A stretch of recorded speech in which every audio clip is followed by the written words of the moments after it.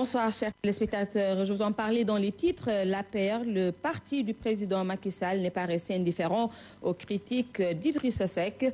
Le président de Rewmi, à la suite d'une tournée à l'intérieur du pays, s'en est pris au chef de l'État et à son régime, incapable à ses yeux de subvenir aux besoins de la population. Une déclaration que minimise Youssou Touré, le coordonnateur du réseau des enseignants républicains qu'a rencontré ce matin Fabrice Ngama. Le secrétaire général à l'alphabétisation et responsable du réseau des enseignants républicains n'a pas mis de gants avant de soutenir que le patron du parti Rewmi incarne la médiocrité intellectuelle. Nous avons besoin d'une opposition extrêmement forte, mais aller jusqu'à verser dans des débats de caniveau, aller jusqu'à traiter le président Macky Sall d'incapable, nous estimons que il ne devrait pas en arriver à ce niveau, pas de critique, mais à ce niveau d'invective. Youssou Touré a tenu également à rappeler ce qu'il a appelé les frasques historiques de Idrissa Seck. Idrissa Seck est connu des Sénégalais. Les Sénégalais connaissent. Qu'ils ne se trompent pas, qu'ils se détrompent. Les Sénégalais le connaissent. Idrissa Seck, c'est l'homme des fonds politiques.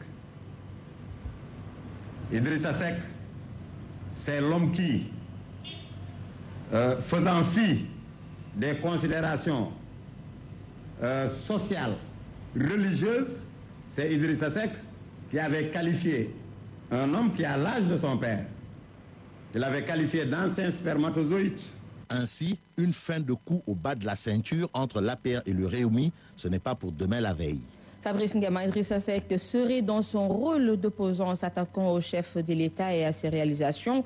C'est ce que déclare le directeur de publication du magazine La Gazette. Pape Fall estime que le président de Rewmi met en marche sa stratégie pour occuper le fauteuil du président. Voici ses explications. Dans son rôle, c'est un opposant qui veut prendre le pouvoir. Il est normal donc que ces constats soient vu sous un angle peut-être peu objectif par les gens du pouvoir. Ce qu'il y a à retenir de manière générale, c'est qu'il fait un constat, que la situation du pays est difficile, ça je pense que même les gens du pouvoir le savent, et qu'il faudrait apporter des correctifs. Donc à ce niveau, je pense que Idrissa Seck, il a dit à Macky Sall, ce sera ton pied, mon pied. Et ce sera, je ne dis pas que ce sera un combat jusqu'à la fin, mais en tout cas, il ne laissera pas le pouvoir être à l'aise par rapport à certaines situations. Parlons à présent d'éducation avec la marche des étudiants de l'université Assane Seck de Ziguinchor, stoppée ce matin à la sortie de Bignona par les forces de l'ordre. Un étudiant s'est blessé durant l'affrontement entre étudiants et forces de l'ordre et 6 autres ont été interpellés. La correspondance d'Abderrahmane Diallo. C'est ce lundi qu'ils ont entamé leur marche en direction du palais de la République. Les étudiants de l'université Assane Seck de Ziguinchor ont été contraints de rebourser chemin par les forces de l'ordre qui les ont interceptés à la sortie de Bignona. Les étudiants qui n'ont pas voulu céder à la menace ont tenté de poursuivre leur chemin. C'est ainsi qu'ils se sont affrontés. Le bilan est d'un blessé dans les rangs des étudiants. 6 autres sont arrêtés et gardés à vue à la brigade de gendarmerie de Bignona. Ils ont récupéré 4 de nos camarades, 6 de nos camarades autant pour moi, qu'ils ont mis dans le véhicule, qu'ils ont amené à la brigade de gendarmerie et ils nous ont repoussés avec des matraques, avec des livres, en nous bousculant sur la route, en nous maltraitant, en nous jouant des pieds. Ils ont blessé beaucoup de nos camarades. L'un d'entre eux est actuellement entre la vie et la mort à l'hôpital. Les étudiants de l'université Assane Seck de Ziguinchor partaient sur Dakar où ils voulaient rencontrer le président de la République Macky Sall pour lui faire l'économie de leurs difficultés. Ils ont dénoncé l'attitude des forces de l'ordre. Nous n'avons rien fait de mal, nous n'avons rien barricadé, nous n'avons rien cassé. Aujourd'hui, si l'armée s'oppose à cette marche-là, il s'oppose aux étudiants qui revendiquent leurs droits, on se demande dans quel pays nous sommes. Les potages de l'université Assane Seck de Ziguinchor comptent poursuivre leur combat. Ils réclament tout de même la libération pure et simple de leurs camarades interpellés par la gendarmerie. Abderrahmane Diallo, le ministre de l'Enseignement supérieur, demande aux étudiants en grève de retourner en cours. Mary-Teuw Niane estime que les problèmes de l'université Assane Seck de Ziguinchor sont propres aux autres universités et que les étudiants n'ont qu'à retourner dans les amphis pour éviter les mauvais résultats qu'ils ont connus l'année dernière. Je les ai reçus samedi matin. Ils m'ont posé 4 points. Ces 4 points avaient été déjà résolus à la première rencontre. Mais je voudrais dire, la question est très aiguë à Ziguinchor, mais ce n'est pas seulement Ziguinchor. De problèmes de marché, de problèmes aussi de choix d'entreprise. L'agence est en train de faire tout ce qu'elle peut pour que les choses se terminent. Donc voilà la situation et je ne vois pas du tout de raison particulière d'avoir maintenu les étudiants d'Assansec en grève depuis longtemps.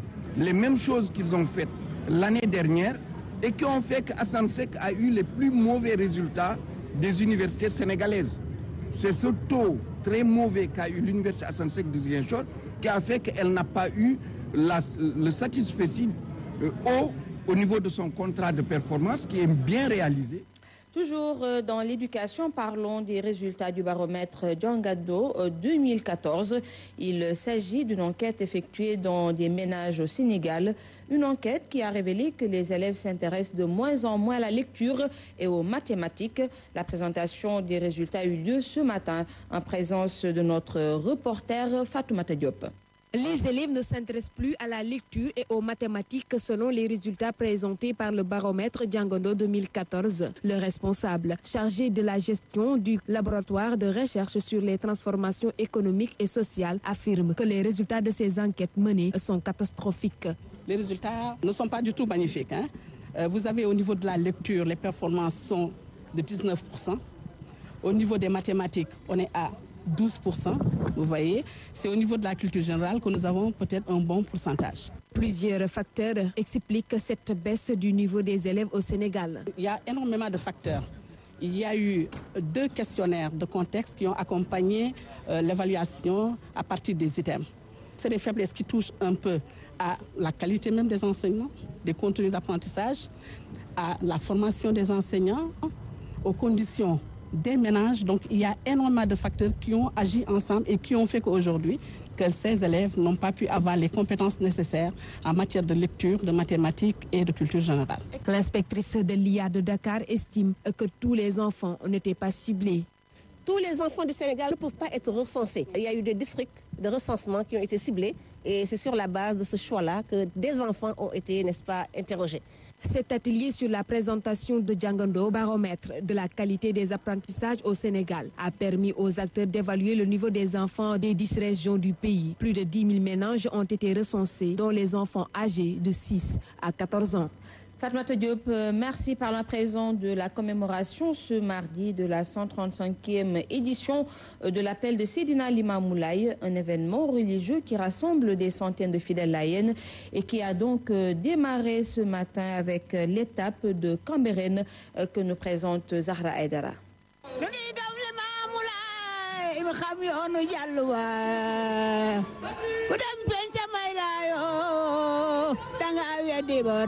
Nous sommes à Cambérène et c'est là que le premier jour de l'appel est célébré devant le mausolée de Seydina Issa Rouhou Laye. Les pèlerins sont venus nombreux à cet événement.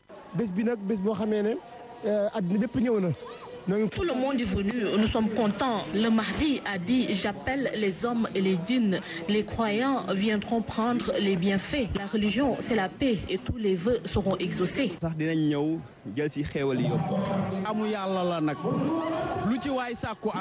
Le thème est axé sur la promotion de la paix selon les enseignements de l'imam. La récurrence des conflits dans le monde.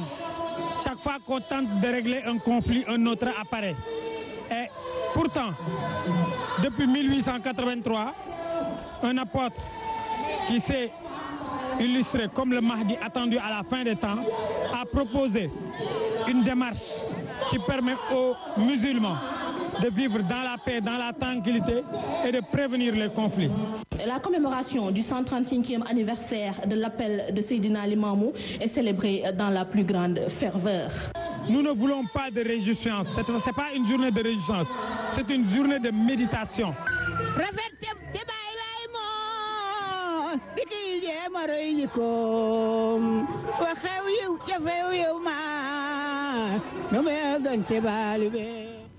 Zahra Aïdara, merci. Vous retrouverez d'autres reportages relatifs à l'appel de Seydina Limamoulaye dans nos prochaines éditions, plutôt avec notre équipe qui suit cet événement religieux.